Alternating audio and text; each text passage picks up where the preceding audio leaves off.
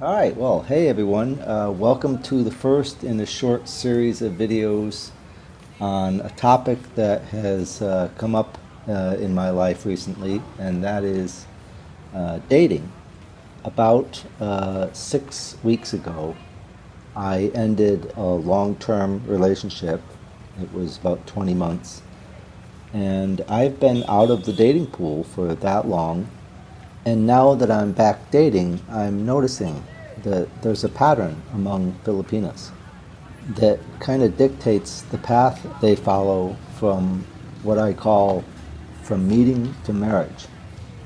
And I see that there's really 5 steps that a Filipina will go through to try to lock a guy down and work toward commitment. And it really starts with a very simple request.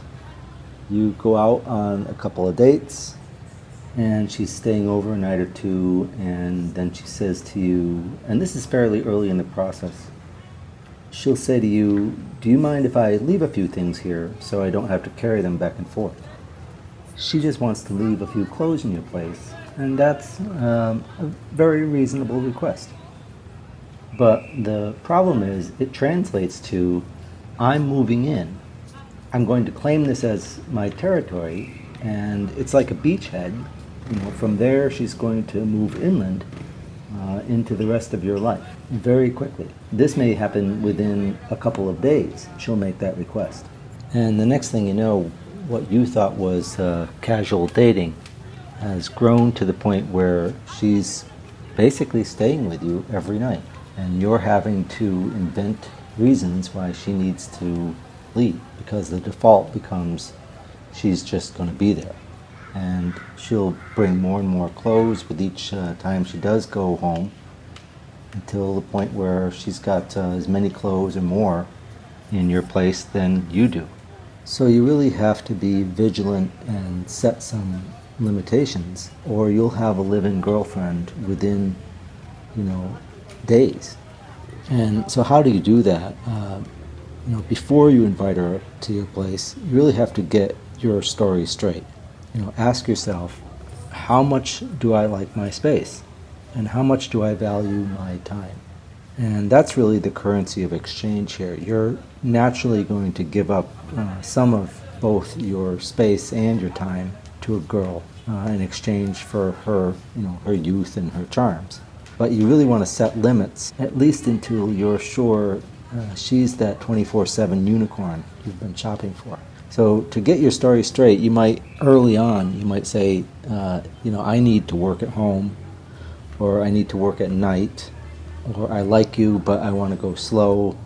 I'm not ready for a live-in girlfriend. It's okay to say that. They'll accept that.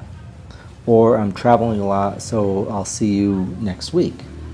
Whatever you say, it should be basically the truth. If you are retired and you have a lot of time, she's going to know that. So don't lie to her and say I'm working, or I've got this thing that keeps me busy. Just tell her that you don't really want a live-in relationship. And typically, girls will accept whatever your terms are, on the day that you state them. But the problem is that the very next day, she's going to start right back in with another reasonable request. Can I stay over tonight, when it wasn't a scheduled night? Or, some other request that kind of pushes the boundaries that you set.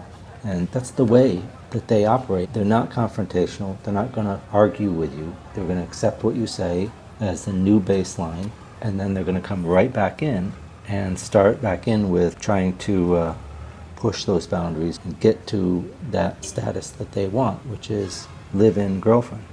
And concurrent with this attempt to establish herself in your space is the second thing that I notice in the pattern, and that is what I call the girlfriend prompt. And we'll talk about that in the next video. Thanks for watching, and if you haven't already done so, hit that subscribe button.